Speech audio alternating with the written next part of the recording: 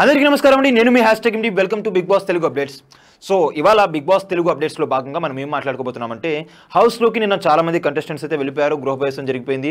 లోపలికి వెళ్ళిన అమ్మలక్కలు మొత్తం కూడా ఏం చేశారంటే కొట్లాట్లు, కయ్యాట్లు, ముద్దులాట్లు, సయ్యాట్లు మొత్తం కూడా జరిగిపోతున్నాయి. ఇది మొత్తం కూడా పక్కన పెట్టేద్దాం. కానీ కొంతమంది అయితే నాకు పర్సనల్గా అయితే మెసేజ్ చేస్తున్నారు. ఏమని అంటే, భయ్యా మొత్తం ఓకే, కంటెస్టెంట్స్ దానికి సంబంధించిన అప్డేట్స్ ఇస్తున్నారు, కానీ ఎంత ఇస్తున్నారు అని చెప్పి అడుగుతున్నారు, ఎంత డబ్బులు ఇస్తున్నారు అని చెప్పి అడుగుతున్నారు. సో వాళ్ళ యొక్క రెమ్యునరేషన్ పై కూడా ఒక క్లారిటీ వచ్చేలాగా ఒక వీడియో చేద్దామని చెప్పి అనుకున్నాను. సో నాకున్న లీక్స్ ప్రకారము, నాకున్న సర్కిల్లో నేను తరోగా ఎగ్జామైన్ చేసిన తర్వాత మీ ముందుకైతే ఒక అబ్జర్వేషన్ అయితే తీసుకొస్తాను. సో రెమ్యునరేషన్స్ ఏ మేరకు ఇవ్వచ్చు, ఎలా ఇవ్వచ్చు అన్న దానికి చెప్తున్నాను. ఇంకా క్రైటీరియా ఏంటి, అసలు ఏ క్రైటీరియా బేస్ చేసుకుని ఇస్తారు, ఇది మొత్తం కూడా ఇవాళ వీడియో చెప్తాను. ఎండ్ వరకు అయితే చూసేయండి. సో ఫస్ట్ మనం బిగ్ బాస్లో కంటెస్టెంట్స్ ఎవరైతే సెలెక్ట్ అవుతారో వాళ్ళు లోపలికి వెళ్ళిన తర్వాత ఏం చేస్తారంటే ఇంటర్వ్యూస్ అనేవి జరుగుతాయి. సో గతంలో ఇది కరోనాకి ముందు ఎలా జరిగేవంటే ఇంటర్వ్యూస్, ఒక ఇంటర్వ్యూ వర్చువల్ రౌండ్ చేసేసి డైరెక్ట్గా పంపించేసేవాళ్ళు.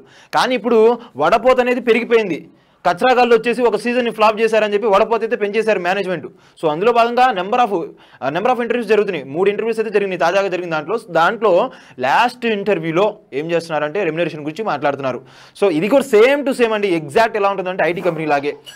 I'm so and so person, I work from that company అని చెప్పి అంటాము. దాని తర్వాత మనకి అంత ఇచ్చారు, ఇంత ఇచ్చారు, మేము ఇంత హైగా ఎక్స్పెక్ట్ చేస్తున్నాం అని చెప్పి కూడా వాళ్ళు డిమాండ్ చేస్తారు.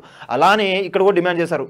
దీన్ని వీళ్ళు ఎలా కన్సిడర్ చేస్తారంటే, ఎలాగైతే ఐటీ కంపెనీస్లో వాళ్ళు చూస్తారో వీడికి ఇంత పెట్టొచ్చా, వీడికి ఇంత పెడితే మనకి ఎంత సంపాదించి పెడతాడు, ఇది మొత్తం చూస్తారు. సో అలానే వీడికి ఇంత పెడితే వీడికున్న ఫేమ్ వల్ల మనకి ఎంత రివ్యూస్ వస్తుంది, ఎంత రీచ్ వస్తుంది, ఇది మొత్తం కూడా చూస్తారు. సో అందులో భాగంగానే వీళ్ళకి ఇన్స్టాగ్రామ్ హ్యాండిల్స్, వీళ్ళకి ఎంత ఇన్ఫ్లుయెన్స్ ఉంది, వీళ్ళకి ఎంత పాపులారిటీ ఉంది, అసలు బయట వీళ్ళు ఎంత తీసుకుంటున్నారు మొత్తం కూడా కన్సిడర్ చేసిన తర్వాత చూసుకుంటారు. ఇంకో క్రైటీరియా ఏంటిదంటే, బిగ్ బాస్కి వెళ్ళాలి అని చెప్పి మనకి దురదగా ఉందనుకోండి, ఆ దురదని వాళ్ళు క్యాష్ చేసుకొని మన క్యాష్ ఎక్కిచ్చేస్తారు. అలా కాకుండా నేను వెళ్ళను, నాకు అసలు అవసరం లేదు, నేను బయటే హ్యాపీగా ఉంటానని చెప్పి ఎవరైతే బేఫికర్గా ఉంటారో అలాంటి వాళ్ళ దగ్గరికి బిగ్ బాస్ వాళ్ళే వెళ్తారు దురదగా గీకించుకోవడానికి వాళ్ళ చేత. అలా గీకించుకోవడానికి వెళ్ళినప్పుడు ఏం చేస్తారంటే కార్డులు కట్టి గట్టి గీకి వాళ్ళకి డబ్బులు ఇవ్వాల్సి వచ్చింది.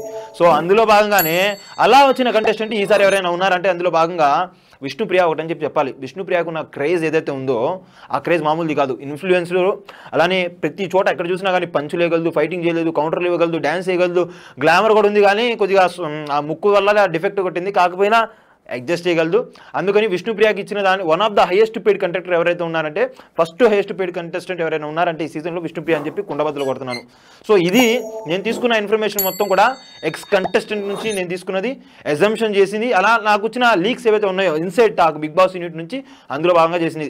ఎగ్జాక్ట్ నెంబర్ అయితే నేను చెప్తున్నాను, కానీ కొద్దిగా అటు ఇటుగా ఉండొచ్చు. ఎగ్జాక్ట్ అని చెప్పి నేను చెప్పలేను. 90% అయితే తప్పకుండా ట్రాన్స్పరెన్సీ అయితే ఉంటుంది నేను చెప్పిన ఇన్ఫర్మేషన్లో.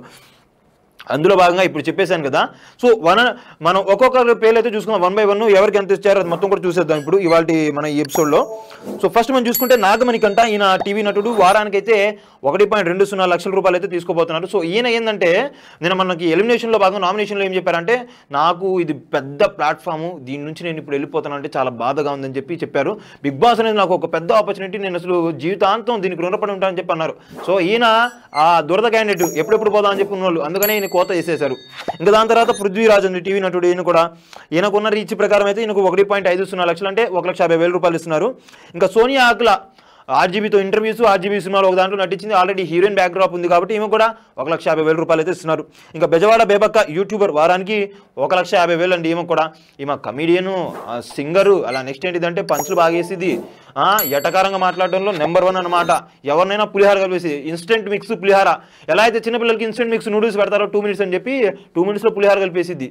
ఈమె పులిహార బాబు వామ్మో, ఫ్యూజులు ఎగిరిపోయింది మాకైతే. మంత్రాలకు చింతకాయలు రాలుతాయో లేదు తెలియదులే, కానీ ఈమె చేసే ఎటకారానికి మాత్రం మనకైతే ఫ్యూజులు రాలిపోతాయి, అలా మాట్లాడిద్ది ఈమె అయితే.